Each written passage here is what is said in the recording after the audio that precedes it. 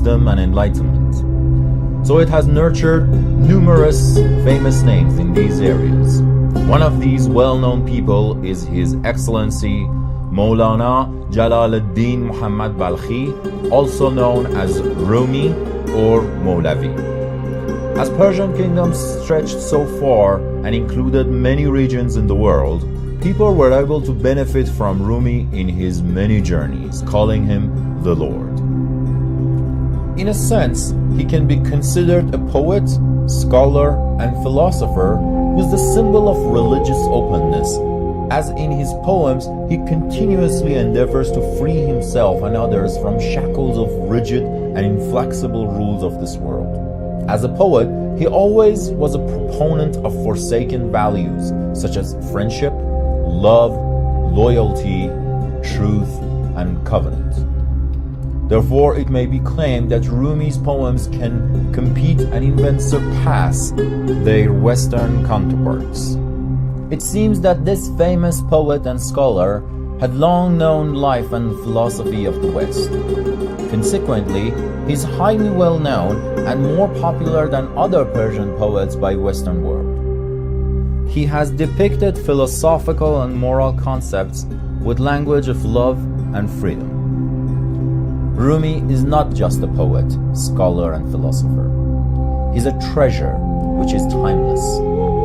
Nowadays, Rumi's popularity among Western readers of literature has reached a level that they take refuge to his poems for retrospection, life, and freeing themselves from ambiguity and anxiety of today's life to arrive to peace and serenity within.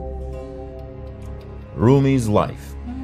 Rumi's birthplace and life was in what is now parts of Iran, Afghanistan, Tajikistan, and Turkey, which were mostly under Persian kingdom in those days.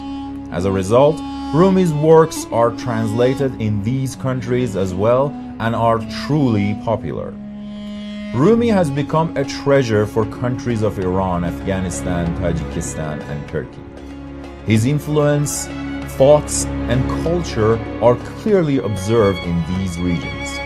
His distinctive vision of the world is laid on the foundation of the idea that all things are manifestation of pure and eternal love, no matter what shape, race, or religion they have.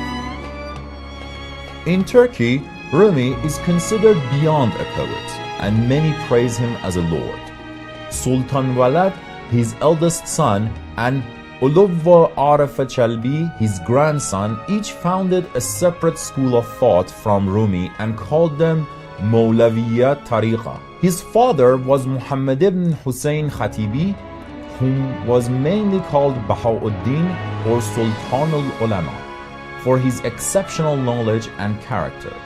Bahauddin left Balkh in his youth, and on his pilgrimage to Mecca for Hajj, in the city of Nishapur, met Sheikh Attar. Jalaluddin Rumi was a child back then and received admiration and a version of Asrarnameh from Attar Nishapuri.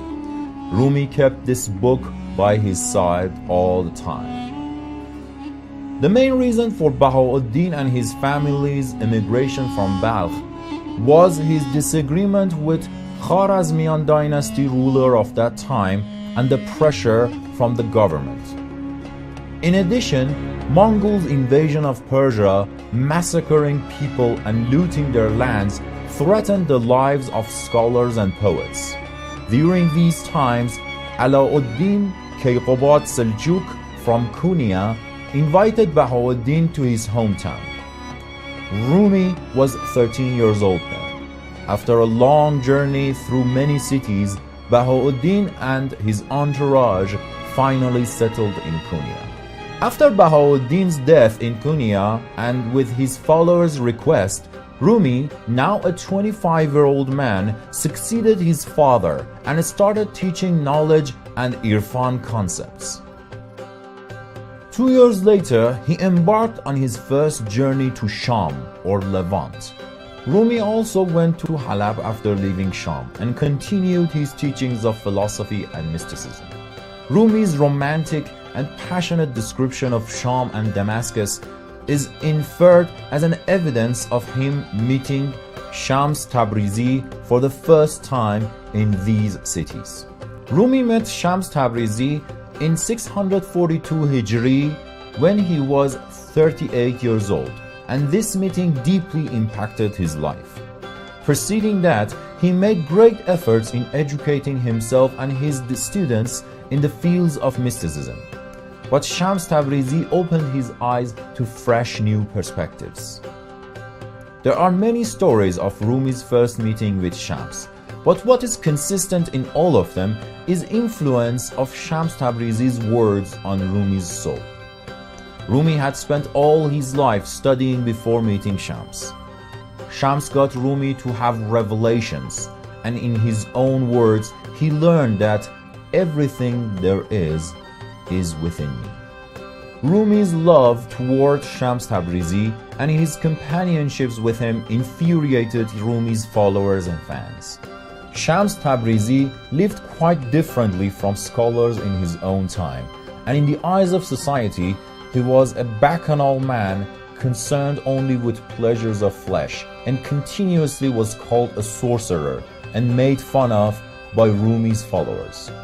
In the end, Shams Tabrizi immigrated to Damascus from Konya. Rumi's companionship with Shams only lasted 16 months, and he became depressed and anguished after Shams left. Seeing this considerable change in behavior and Rumi's indifference toward themselves, his followers resented what they had done and sought his forgiveness. He finally forgave them and sent his son and 20 of his followers to Damascus to bring Shams back. Shams, who had spent 15 months in Damascus, accepted Rumi's invitation and returned to Konya. But this return was short-lived, as the situation had worsened, and this time he left Konya for good and left no trace of himself. Between 645 to 647 Hijri, Rumi traveled to Damascus 4 times and stayed there for months in search of Shams, but found no clues of Shams' whereabouts. He finally returned to Konya and stayed there until his death. Masnavi Manavi, or spiritual couplets, and Divan Shams Tabrizi are 2 masterpieces by Rumi which became poems after his separation from Shams, and comparing these works with the one written before their encounter, called Majalis Sabaya, clearly demonstrates the impact Shams had on him. In our literature, Rumi and Shams' story have been the foundation for creation of exemplary works for long times. Rumi passed away because of high fever and sickness at the age of 66. His family and descendants were by his bed during his last moments of life. And after his death, people of Konya, from Muslims to Christians and Jews, mourned his passing away for 40 days. Rumi excelled in Islamic learnings and knowledge as well. He is also unique in his expressions of ideas which are quite close to Western existentialism. Rumi is not just a poet, he's a treasure which is timeless.